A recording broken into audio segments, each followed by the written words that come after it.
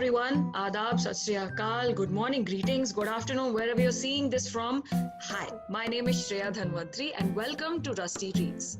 Today we begin episode 2 with the chapter, A Tiger in the House from Ruskin Bond's Adventures of Rusty. I will be joined by my friends Uruj, Tushar and Sankalp. So we all know that storytelling has the power to let children's imaginations flow. Now, more than ever, India's children need access to digital learning to continue their education. You can help today. So click on the link in the description below, and if you can, with whatever you can, please donate to our partner Teach for India and sponsor a device for a child.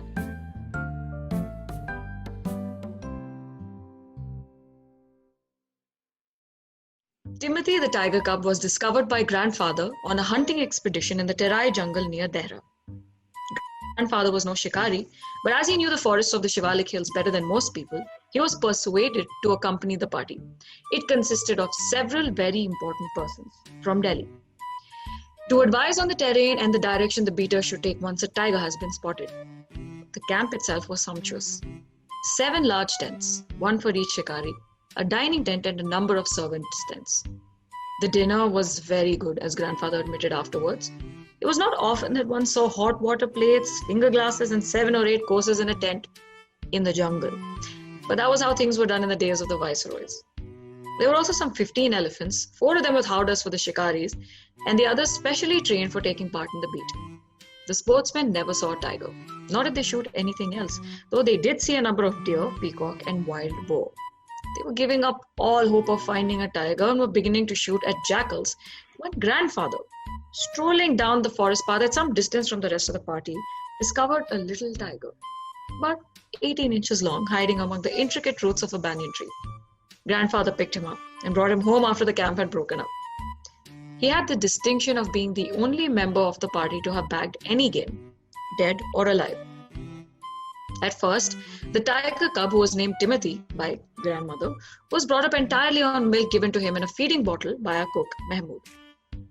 But the milk proved too rich for him, and he was put on a diet of raw mutton and cod liver oil, to be followed later by a more tempting diet of pigeons and rabbits. Timothy was provided with 2 companions, Toto, the monkey, who was bold enough to pull the young tiger by his tail, and then climb up the curtains if Timothy lost his temper, and a small mongrel puppy, found on the road by grandfather. At first, Timothy appeared to be quite afraid of the puppy, and darted back with a spring if it came too near. He would make absurd dashes at it with its large forepaws and then retreat to a ridiculously safe distance. Finally, he allowed the puppy to crawl on his back and rest there. One of Timothy's favorite amusements was to stalk anyone who would play with him. And so, when I came to live with grandfather, I became one of the tiger's favorites. With a crafty look in his glittering eyes and his body crouching, he would creep closer and closer to me, suddenly making a dash for my feet, rolling over on his back and kicking with delight and pretending to bite my ankles. He was by this time the size of a full-grown retriever. When I took him out for walks, people on the road would give us a wide berth. When he pulled hard on his chain, I had difficulty in keeping up with him. His favorite place in the house was the drawing room, and he would make himself comfortable on the long sofa, reclining there with great dignity and snarling at anybody who tried to get him off. Timothy had clean habits and would scrub his face with his paws exactly like a cat. He slept at night in the cook's quarters and was always delighted at being let out by him in the morning. One of these days, Declared grandmother in her prophetic manner, we are going to find Timothy sitting on Mahmood's bed and no sign of the cook except his clothes and shoes. Of course, it never came to that. But when Timothy was about 6 months old, a change came over him. He grew steadily less friendly. When out for a walk with me, he would try to steal away to stalk a cat or someone's pet Pekingese. Sometimes, at night, we would hear frenzied cackling from the poultry house. And in the morning, there would be feathers just lying all about in the veranda. Timothy had to be chained up more often. And finally, when he began to stalk Mahmood about the house with what looked like villainous intent, grandfather decided it was time to transfer him to a zoo. The nearest zoo was at Lucknow, 200 miles away. Reserving a first-class compartment for himself and Timothy, no one would share a compartment with them. Grandfather took him to Lucknow, where the zoo authorities were only too glad to receive as a gift a well-fed and a fairly civilized tiger. About 6 months later, when my grandparents were visiting relatives in Lucknow, grandfather took the opportunity of calling at the zoo to see how Timothy was getting on. I was not there to accompany him, but I heard all about it when he returned to Dehra. Arriving at the zoo, grandfather made straight for the particular cage in which Timothy had been interned. The tiger was there, crouched in a corner, full grown, with a magnificent striped coat. Hello, Timothy. Said grandfather, and climbing the railing with ease, he put his arm through the bars of the cage. The tiger approached the bars and allowed grandfather to put both his hands around his head. Grandfather stroked the tiger's forehead and tickled his ear, and whenever he growled, smacked him across the mouth, which was his old way of keeping him quiet. He licked grandfather's hands and only sprang away when a leopard in the next cage snarled at him. Grandfather shooed the leopard away, and the tiger returned to lick his hands. But every now and then the leopard would rush at the bars and the tiger would slink back to his corner. A number of people had gathered to watch the reunion when a keeper pushed his way through the crowd and asked grandfather what he was doing. I'm talking to Timothy. Said grandfather. Weren't you here when I gave him to the zoo 6 months ago? I haven't been here very long. Said the surprised keeper. Please continue your conversation, but I've never been able to touch him myself. He's always very bad-tempered. Why don't you put him somewhere else?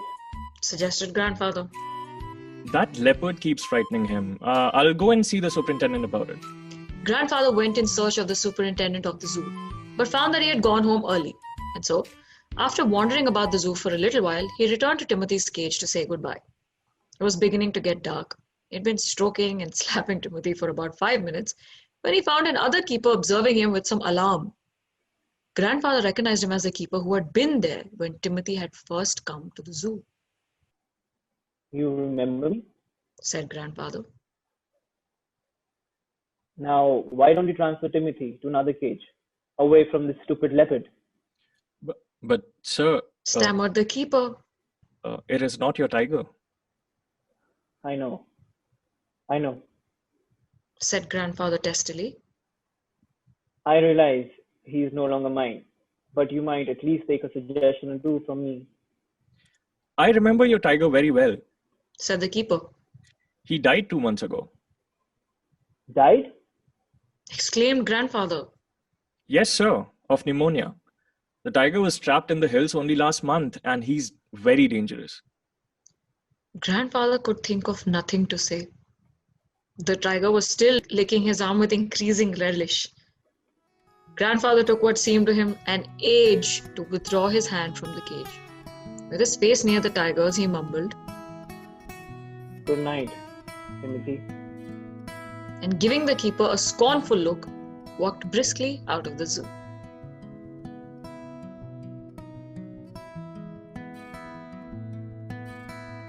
Hi everyone, we hope you enjoyed this rendition of Adventures of Rusty, A Tiger in the House. Hi everyone, I hope you enjoyed that story. I was grandmother, in case you couldn't tell. Yeah, I was grandmother. Even if you did enjoy that story, this is for a good cause. So please consider donating for a good cause. The link is in the description below. And also you can subscribe to this series to see other stories. Thank you.